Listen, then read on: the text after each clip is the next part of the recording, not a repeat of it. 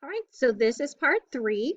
We're going to be talking about some major vocabulary when it comes to applying trig functions and then go through one really good example about applying trig functions.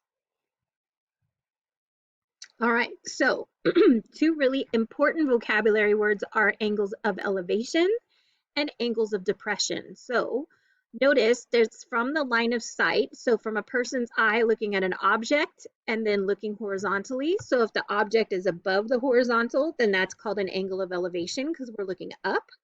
Whereas let's say you're in a helicopter flying over something, we've got this horizontal, or that horizontal could even be from directly below the helicopter to the situation. That would be our line of sight here and then the horizontal. And because the line of sight is below, that's called an angle of depression. So then the first thing I want to ask is, what do both of these have in common? So take a moment to figure that out. And so hopefully you see that both of them have a horizontal ray. So you've got this horizontal ray, and from that horizontal, if you look up, it's an elevation, and if you look down, it is depression. Okay, so one type of application of trigonometry is dealing with finding the heights of things that you don't want to necessarily stand at the top of and drop a piece of tape down. So for example, if I was on the top of the Empire State Building and I wanted to know how tall it was, I don't want to have to find tape measure that's long enough to drop it off the side of the Empire State Building. So what we want to do is find a different way to do that. So there's two different situations happening here. So the person is standing 100 feet away from the bottom of the cliff. So this is the person, and they're standing 100 feet away from the bottom of this cliff right here. And it says he notices the top of the tower to the cliff. So from the person up to the top of the tower, this is what they're talking about. And they said that the angle of elevation to the top of the cliff is 30 degrees. So if we highlight, this is our line of sight to the top of the cliff, and that's 30 degrees. Then we have an angle of elevation looking up to the top of the tower, that's 58 degrees. So they want to use the fact that the person does know the distance to the base of the cliff, and he knows those angles of elevation in order to find the height of this tower. Okay.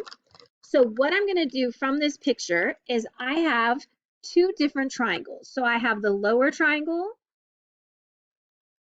that has a 30-degree angle that's 100 feet away from the cliff. And I have this upper triangle at the top of the tower. And so this is a 58-degree angle. And I'm still 100 meters across, or feet across from the cliff. So notice this one is the height of the cliff. This one here is the height of the cliff and the tower.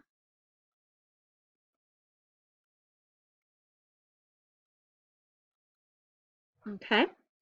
And so what I want to do is find the length of the tower. So I'm going to go ahead and call this, let's just call this T for tower. And we'll call this X for the tower and the cliff. And we'll just call this C for just the cliff. And so what we're going to do first is figure out what is the height of the cliff.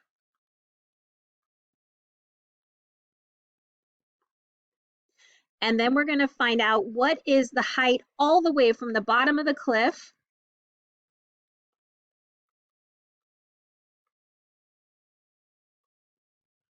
to the top of the tower. Oh, spelling is an important thing. And then when we're done, do you see that the tower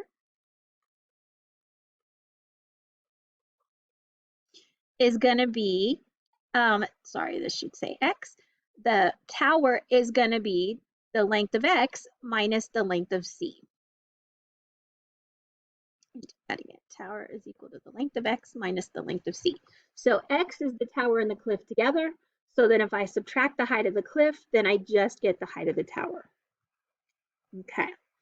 So that means if we're using this angle, do you see that we want to figure out, do we have opposites, adjacents, or hypotenuses? So opposite the 30 would be here, and adjacent to the 30 would be here. Opposite the 50 is here, and adjacent to the 50 is here. And so you'll notice in both cases, we're dealing with opposite and adjacent, which is TOA. So take a moment to figure out what would be the height of the cliff and what would be the height of the cliff and the tower together. So hopefully you see that we get the tangent of 30 is equal to C over 100, opposite over adjacent. And so if I multiply both sides, or actually if I just put this over 1 and cross multiply, I get C is equal to 100 times the tangent of 30. And we're not worried about the fact that it's a 30, 60, 90 triangle. We're just going to go ahead and round that. And they didn't say, so we'll go to the nearest tenth. So if I do 100 times the tangent of 30, I get 57.7, and I'm sure that is feet. Yes, 57.7 feet, right? Then if we talk about the height of the cliff and the tower, then the tangent of 58 is going to be the opposite, which is x, over the adjacent, which is 100. This is an x, by the way. So again, if I put that over 1 and cross multiply, we get that the height of the tower and the cliff is going to be 100 times the tangent of 58. And so plugging that in, we're going to get 100 times the tangent of 58, which gives us 160.0. Okay, so that means my tower is going to be the height of both, which is 160.0, minus the height of the cliff, which is 57.7.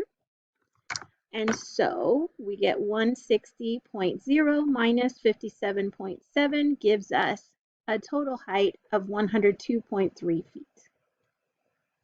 So that's how we can apply. All we knew was the distance from the person to the base of the cliff and then these angles. And that allowed me to actually find the length or the height of that tower.